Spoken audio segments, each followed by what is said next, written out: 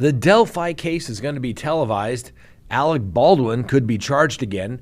What happens when the Colorado Supreme Court says the cops violated the law? Nothing. Joran Sloot pleads guilty and gets a free pass for the death of Natalie Holloway. You should not kidnap and torture anyone. But if you do, can you at least try to kidnap and torture the right guy? Courtroom Decorum, a don't do this guide. The date-raping doc is going to trial, and you know you had a bad night when you don't know how you got into the rafters of a grocery store. And then finally, our dumb criminal of the day. Let's talk about it.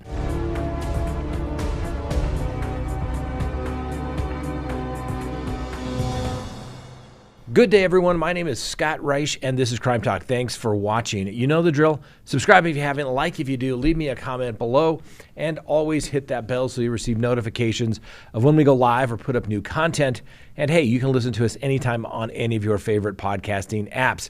Now, we have a long show for you today, and it's a good one. And one of the reasons why it's going to be long is, well, we're going to kind of geek out on a case that came down from the Colorado Supreme Court that basically says, hey, it's okay to issue a illegal warrant, and we're not going to do anything about it. I think it's worth talking about. So for all those Crime Talk geeks, we're going to geek out on the law today.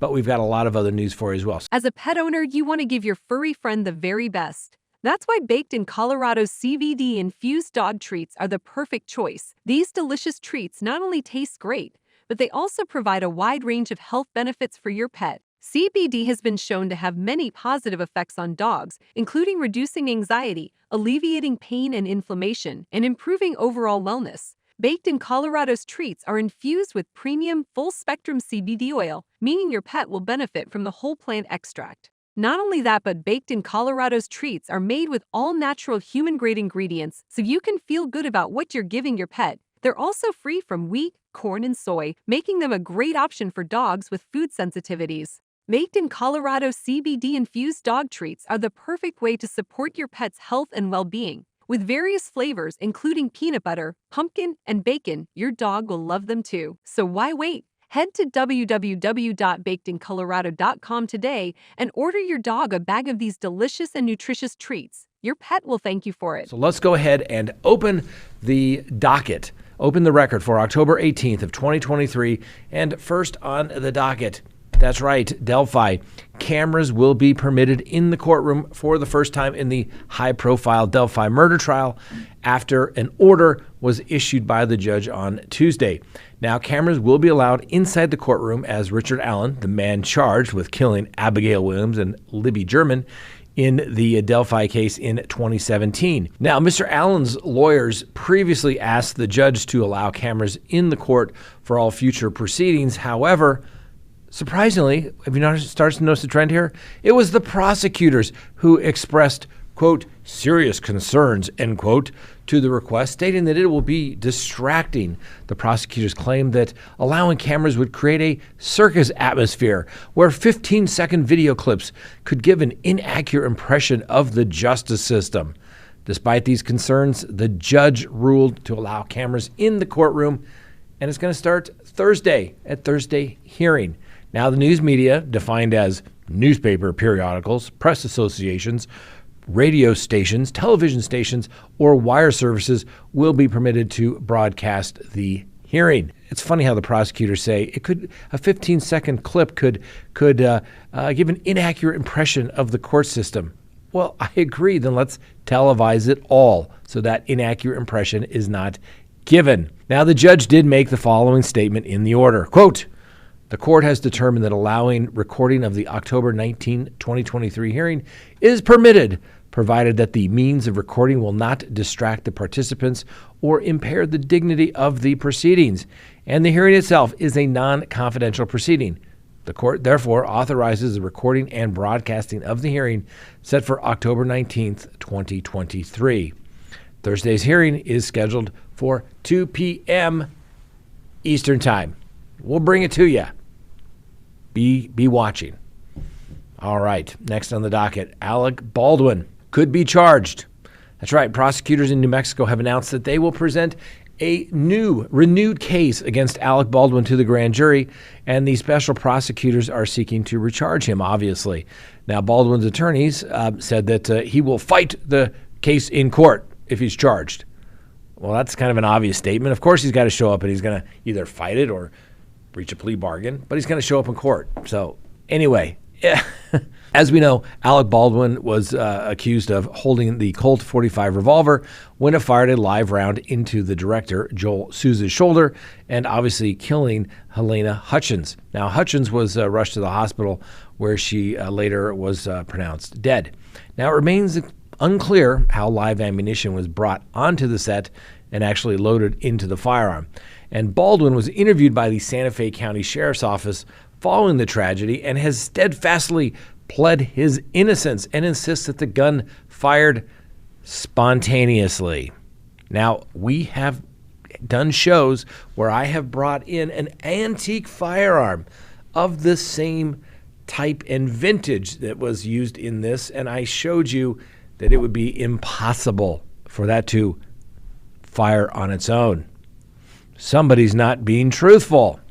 Anyway, I guess I'll have to bring that firearm back in and explain how it works again. Anyway, the first prosecutor to take the case was Andrea Reed, and investigated the shooting for a year before she decided to charge Alec Baldwin, while also giving numerous interviews to the press.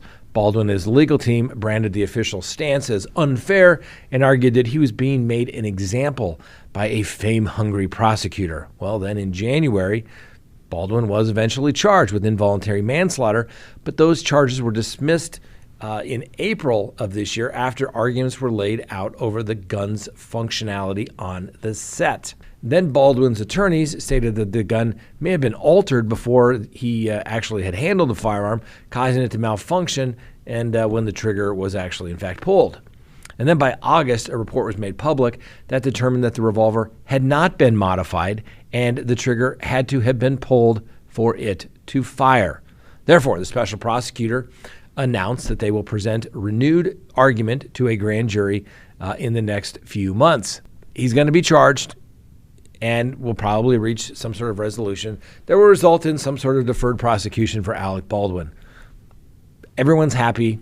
I mean, obviously nobody's happy that everybody got hurt, but I think all the civil cases have been resolved, or just about all the civil cases have been resolved, at least as relates to Alec Baldwin. So there may not be a whole lot of interest to seeing Alec Baldwin prosecuted, at least by the victims in this particular case. But the prosecutors are moving forward, and when it happens, we'll bring it to you live. Next, what happens when the government violates someone's constitutional rights? Well, apparently nothing. All right. So we're going to geek out on this. So for all the hardcore crime talk aficionados, here we go. And the word of the day is reverse keyword search. All right. So this Google search information survives review by applying what we refer to as the good faith exception. That's what we're going to talk about. So let me tell you a little bit of background. So 2 months after an arson that left 5 people dead, the Denver Police Department sought a reverse keyword warrant to identify who searched for the address of the home that burned down. Now, the first warrant sought records identifying each user's full name, date of birth, email address, physical address, phone number, and the IP address. Well, Google's policy wouldn't allow them to turn over this information. Google, being more concerned with the Constitution than our government, makes you feel all warm and fuzzy, right? Well, after being educated by Google, the Denver Police Department obtained a second, more circumscribed warrant. Google again told the Denver Police Department it was too broad, sending the DPD back to the drawing board. The Denver Police Department then obtained a third warrant requesting that Google produce an anonymized list containing identifiers assigned by Google representing each device, along with the associated IP address for any Google accounts that searched the address during the 15 days before the fire while using Google services, i.e. Chrome, Google Maps, or any other Google service. Well, this time, Google complied with the third warrant and produced a spreadsheet of 61 searches made by 8 accounts for that address. The Denver Police Department then obtained a search warrant for the name and other personal information associated with the 5 Colorado-based IP addresses based on further investigation. Now, 2 people were ruled out as suspects, and Seymour was one of the remaining 3 people. Seymour was eventually charged with numerous offenses related to the house burning down. Well, Seymour then litigated a motion to suppress the information gained through this reverse keyword warrant process. In a rather simplistic analysis, the trial court denied the motion. The Supreme Court granted review of the defendant under a Rule 21 petition. Given this novelty, the ubiquity of the technology at issue, the potential for the issue to reoccur, and the privacy interests at stake. So the majority of the court affirms that the trial court's ruling on alternative grounds and finds that the good faith exception allows them to avoid suppressing all the evidence, even though, you'll see, it violated the Constitution. Don't worry. If the courts aren't going to protect the Constitution, who's going to? Anyway, the majority of the court's analysis breaks down into the following steps. Let me explain. First, the defendant Seymour has standing to claim the government engaged in a search because he has both, 1, a reasonable expectation of privacy in the place searched, and 2, he has a possessory interest in the property seized. Now, Seymour has both a subjective and objectively reasonable expectation of privacy in his Google search history under Article 2, section of the Colorado Constitution. Not so much under the Fourth Amendment, according to the Colorado Supreme Court. Anyway, the courts use a 2-pronged test to determine if the claimed privacy interest warrants constitutional protection. First, whether an individual exhibited an actual subjective expectation of privacy, and B, whether objectively the expectation is one that society is prepared to recognize as reasonable. Well, Seymour evinced his subjective expectation of privacy in his Google search history by using a search engine with strict privacy protections, and the defendant Seymour was entitled to assume that his search history would not be broadcast to the world. Well, unless, of course, you're using Google. Keep that in mind. Well, like the location data in U.S. v. Carpenter, an individual's Google search history holds for many Americans the privacy of their life. And digital privacy laws further demonstrate that society finds an objective expectation of privacy in your digital data. But under federal jurisprudence, there may be no Fourth Amendment objective reasonable expectation of privacy in information voluntarily disclosed to third parties. The majority sidestepped this issue by relying on Colorado's more expansive constitutional provisions under Article 2, Section 7, which has long rejected the third-party doctrine.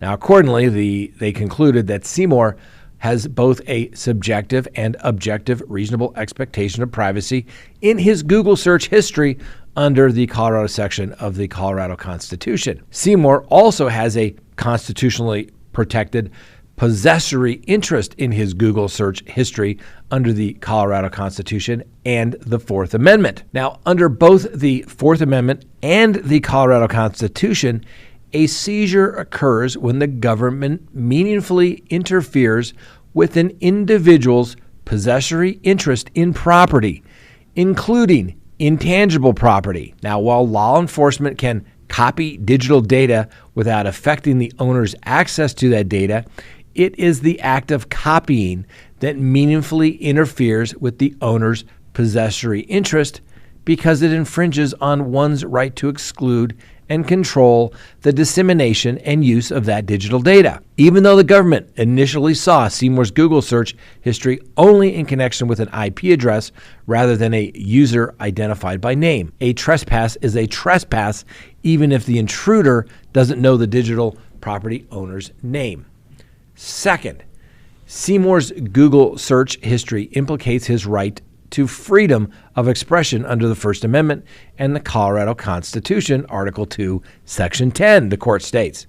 Now, analogizing this situation to the warrant for an individual's book purchase record in the tattered cover, which is a bookstore, the majority finds the act of accessing a web page to receive information, just like purchasing a book, constitutes an expressive activity because the user is seeking to tap into the marketplace of ideas.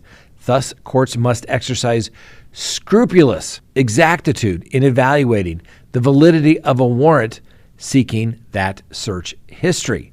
So far, so good, right? But when the wheels start to wobble. Third, the majority concludes that the warrant at issue adequately particularized the place to be searched and the thing to be seized, and two, demonstrated sufficient probable cause. Well, the warrant described with sufficient particularity both the place to be searched and the thing to be seized, right? Even in applying the particularity requirement with scrupulous exactitude and acknowledging that the search touched billions of users' private account information, the court was satisfied that the warrant sufficiently identified the place to be searched with particularity. Throw out that big net, hope you get what you're looking for close enough for government work. First, the court says the search parameters used by the Denver Police Department, a single address within the 15 days before the alleged arson, was reasonable. Second, there was no rummaging because no human, let alone any law enforcement official, saw information falling outside of the warrant's narrow search parameters. Instead, it was a computer that briefly scanned Google's database. Although the database is large, the narrow search term, the time frame constraints, and the fact that the initial search was anonymized all served to minimize any invasion of the privacy resulting from the search. Now, because the dissent did, you may notice that the majority blurs the scope of the search with the scope of the place to be searched. So here, the warrant made clear that only records containing one of the 9 specific keywords were to be seized, and Google turned over no personal information other than an IP address corresponding to the accounts responsive to that query. While Google may have turned over records that contained other information, that did not apparently affect the specificity of the warrant's language. The warrant was adequately particularized as to the things to be seized. Fourth, they needed to address whether the absence of individualized probable cause rendered the warrant constitutionally defective. The court chose not to resolve whether a search of Google's massive database requires probable cause individualized to a single Google account holder, because even if they were to conclude that it does, for the reason explained below, as I'll explain, the evidence here would still be admissible under the exclusionary rule's good faith exception. And this is where the wheels fall off the justice bus. Fifth, law enforcement obtained and executed the warrant in good faith. So the evidence shouldn't be suppressed under the exclusionary rule. The parties didn't dispute that the warrant was issued by a detached and neutral magistrate, so the issue is whether the investigators' reliance on the warrant was objectively reasonable. 4 circumstances will render an officer's reliance on a warrant to be unreasonable. First, where the issuing magistrate was misled by a known or recklessly made falsehood, where the issuing magistrate wholly abandoned their judicial role, i.e., rubber stamped it. Third, where the warrant is so facially deficient that the officer cannot reasonably determine the particular place to be searched or the thing to be seized, and where the warrant is based on an affidavit so lacking in indicia of probable cause as to render officials' belief in the existence entirely unreasonable. Well, the majority of the court found none of these factors existed. First, this was previously unaddressed legal issue, so how could the police possibly know what to do? Second, factually, there was a minimum nexus between the address searched for in the database and criminal activity. Third, the police used reasonable efforts to obtain important evidence when they ran out of other options. This was their out. They obviously understood the constitutional problems arising from the government's ability to obtain internet search history, but They did not want to suppress the evidence necessary to prosecute a person they believed was guilty. So they use a simplistic, practical way around the problem, the good faith exception. This is how they punted on the issue. The court said, our finding of good faith today neither condones nor condemns all such warrants in the future. If dystopian problems emerge, as some fear, the court stands ready to hear argument regarding how we should rein in law enforcement's use of rapidly advancing technology. Today, we proceed incrementally based on the facts before us. If you're like me, you're not the only one to draw this conclusion. Justice Marquez, in her dissent, we'll talk about more in a minute, puts it much more delicately. The majority ultimately concludes that the good faith exception to the exclusionary rule renders moot any deficiencies in the warrant. In the majority's view, law enforcement had no reason to know that it might have needed to demonstrate a connection between the alleged crime and the defendant's individual Google account, because until today, no court had established that individuals have a constitutionally protected privacy interest in their Google search history. There is certainly temptation here to reward creative police work, particularly when it results in the apprehension of the suspected perpetrators of a senseless arson and murder of 5 individuals, Judge Marquez noted. But she was joined by Justice Samore in her dissent. And the dissent starts out by agreeing with the majority on 2 points. First, Justice Samore has a reasonable expectation of privacy in his Google search history, and law enforcement meaningfully interfered with the defendant's possessory interest in his Google search history, resulting in a seizure of that information under both the Fourth Amendment and the Colorado Constitution. Second, a person's search history can implicate constitutional freedom of expression, meaning the Fourth Amendment protections must be applied with scrupulous exactitude. But they disagree when the wheels on the justice bus begin to wobble. They refocused the attention on what really happened. This was a search of a Google database, and billions of people's information, not just Seymour's, was searched. And if, as the majority acknowledged, Seymour has both privacy and possessory interests in his Google search history, then so does every other Google user. And if every Google user has a privacy and possessory interest in their history, then a government-directed scan of billions of such histories necessarily intrudes upon those collective interests. So such a scan, therefore, constitutes a search within the meaning of the Fourth Amendment, not merely with respect to Seymour's data, but rather with respect to all of the user's data scanned. And this search was conducted without probable cause or with any particularity regarding the place searched. So law enforcement employed a reverse keyword search precisely because it lacked probable cause with respect to an individual Google user associated with an IP address, let alone the defendant. So indeed, law enforcement admitted to having no more than a hunch that the digital phishing expedition through Google's entire collection of individuals' private information might yield results where lawful investigative techniques had in fact failed. So the complete absence of probable cause as to any individual Google account logically forecloses the conclusion that the warrant was sufficiently particularized with respect to the place to be searched. Remember, Google's entire database of 1 billion plus users' accounts. So law enforcement officers had no idea where to look for the specific records they were seeking because they had no idea which, if any, user accounts might contain such histories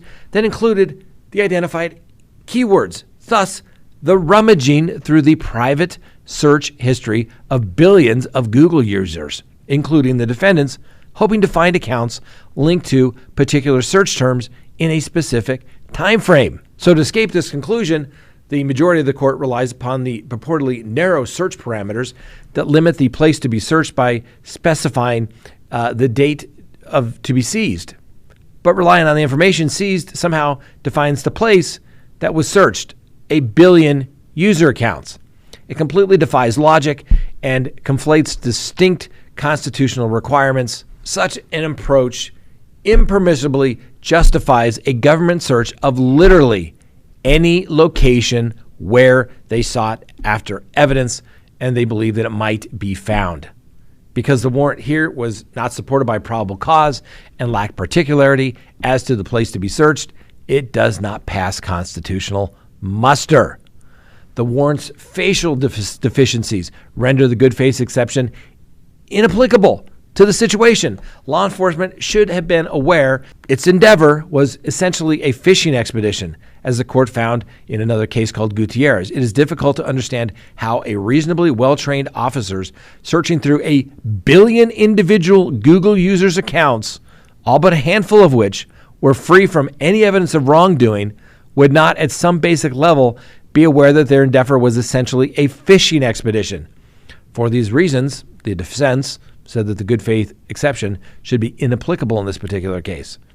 The privacy the framers cherished comes at a cost, and the Fourth Amendment protections must be respected, even when doing so will have an impact on the ability of law enforcement to combat crime.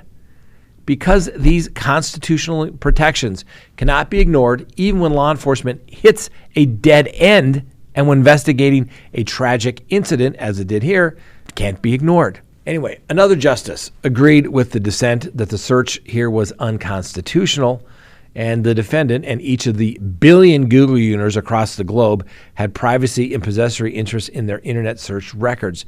Thus, both the Fourth Amendment and the section of the Colorado Constitution required the Denver Police Department to have individualized probable cause for each user before it could direct Google to search all of their records. Here there was no probable cause for any individual user, and certainly no probable cause as to the defendant. The justices also strongly disagreed with the majority's conclusion that examining 1 billion Google users' search history was not unreasonably intrusive because the government didn't seize all those other billions of search records, and the majority conflates the place to be searched, 1 billion user-specific internet search queries, with the thing to be seized, the keyword search results. In doing so, the majority of the court creates a special rule for reverse keyword warrants that collapse both parts of the Fourth Amendment's particularity test in a test based solely on the description of the thing to be seized. Now, Justice Marquez, she concurred in the judgment because, as the majority found, suppression is not necessary under the good faith exception. She reached the conclusion for reasons similar to the majority. There is no well-established law in Colorado or anywhere else concerning the constitutionality of the reverse keyword searches.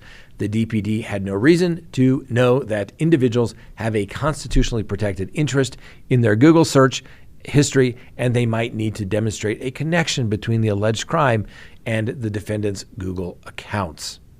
Well, under these circumstances, the officers acted reasonably in carrying out this novel type of search. Here, their reliance on the warrants was objectively reasonable, though going forward, that would not be the case. So I don't know, ladies and gentlemen, if that does not scare the hell out of you, I don't know what is. The majority of the court said it's okay to go search, rummage through all of these records, and you don't know what you're looking for, but you know it when you find it. Kind of violates the Fourth Amendment. You don't know what you're looking for, but just go rummage around. We know somebody on this block is a bad guy. Let's just go rummage through everybody's houses. We'll know it when we see it. You should be absolutely terrified of this. And the court says, well, we're not going to allow this again, but this time is okay because it was the first time it ever took place. Okay, there you go. And oh, by the way, Google. Okay, listen, ladies and gentlemen, if Google is going to allow all of your searches to be searched by any governmental agency because they had a warrant and they're just going to let their computer do it, be afraid. Okay, and I know Google owns YouTube. Scary, scary, scary. Maybe we'll have to go use one of those other ones for our search results that hopefully are not going to open the door to law enforcement.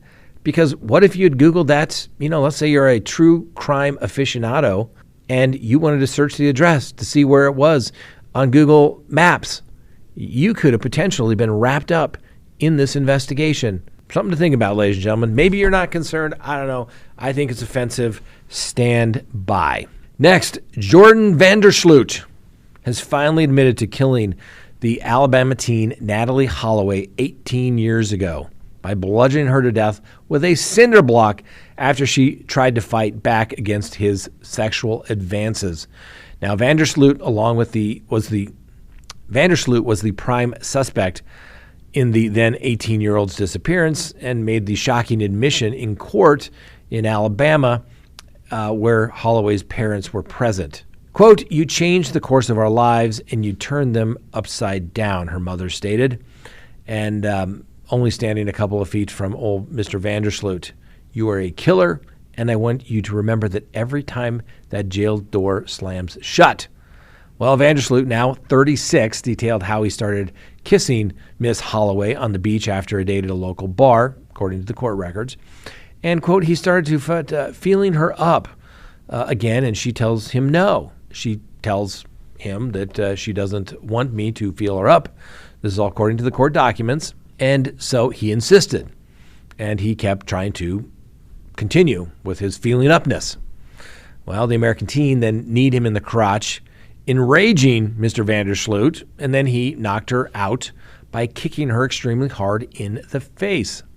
What a gentleman. Then Vandersloot then grabbed a nearby cinder block, according to him, and he smashed her head with it completely. He then disposed of her body in the water, according to Mr. Vandersloot. Now, the Dutch citizen has already been arrested in Aruba twice on suspicion of Holloway's murder, but ultimately released for a lack of evidence.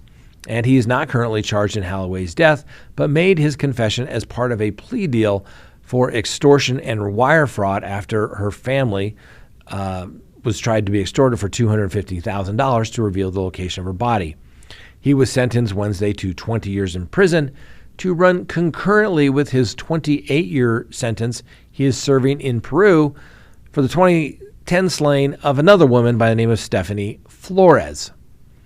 Concurrent, ladies and gentlemen, which means it runs at the same time as this one. He's basically getting a free pass. Well, the judge handling the case apparently required him to come clean to get any type of a deal. Now, Holloway disappeared while on a high school graduation trip in Aruba, and her disappearance obviously brought worldwide attention. Obviously, Miss Holloway was brutally murdered in a separate instance years apart.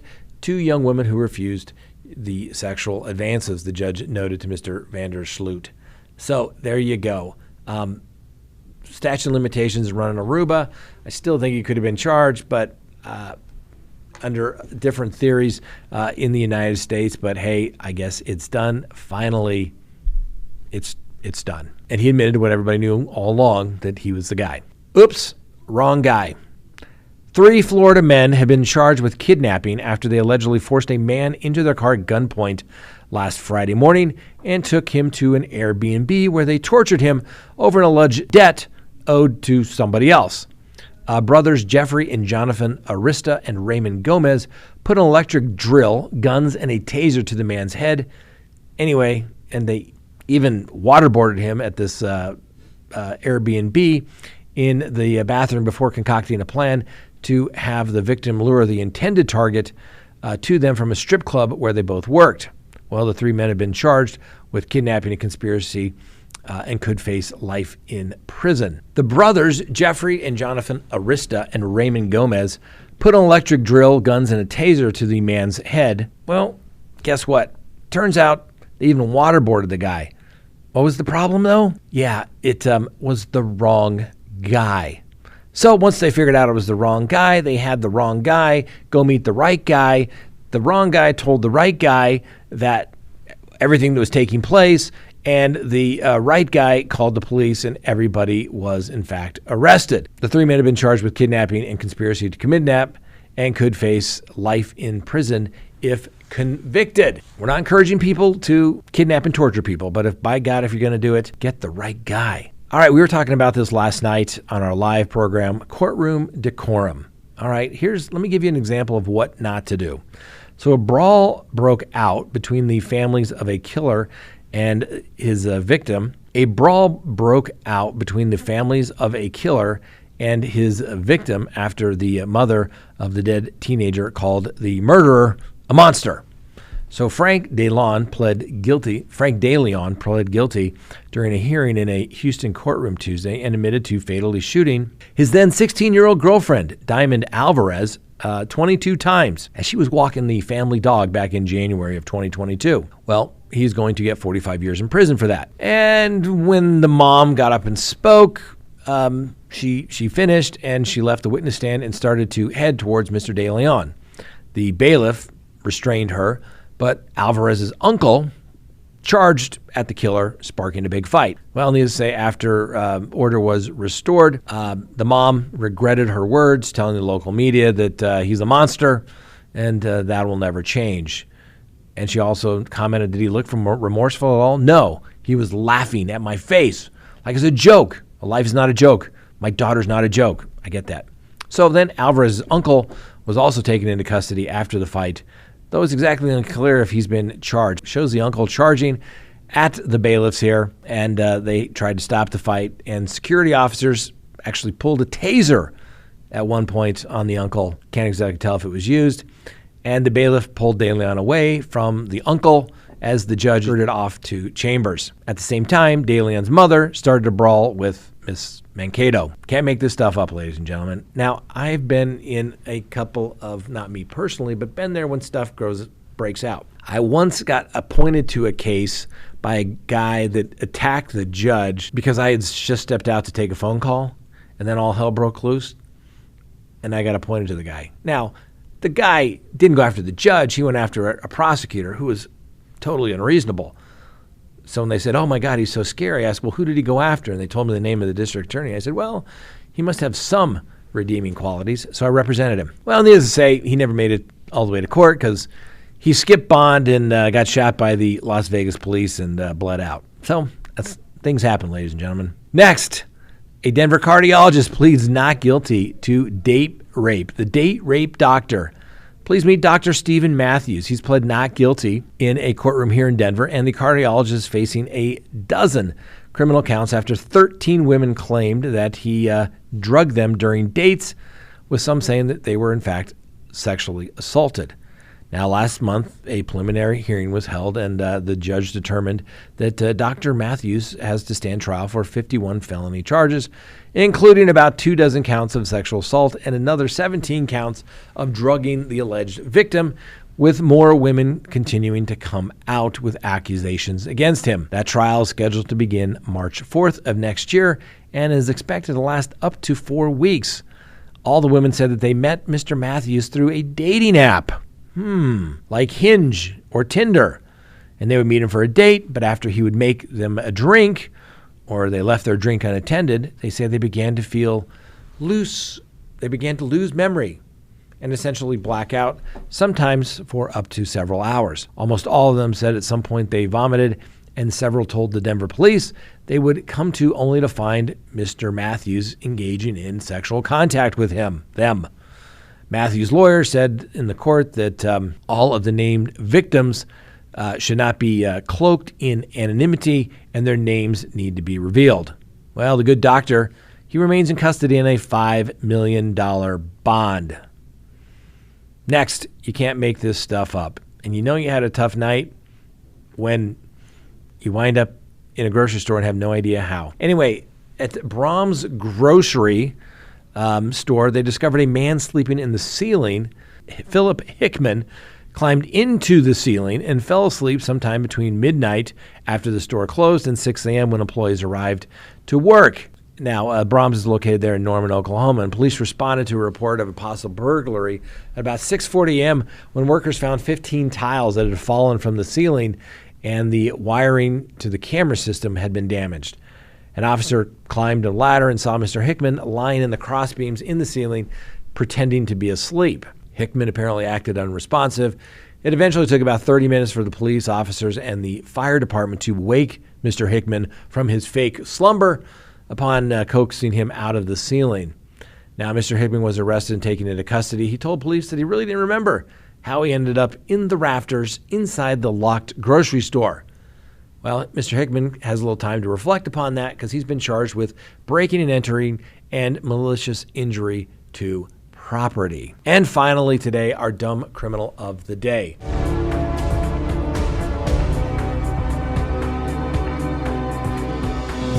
knowing that the police were looking for him, tried to evade in a somewhat unusual way. How did he do that, Scott? Well, he scribbled a message on a whiteboard.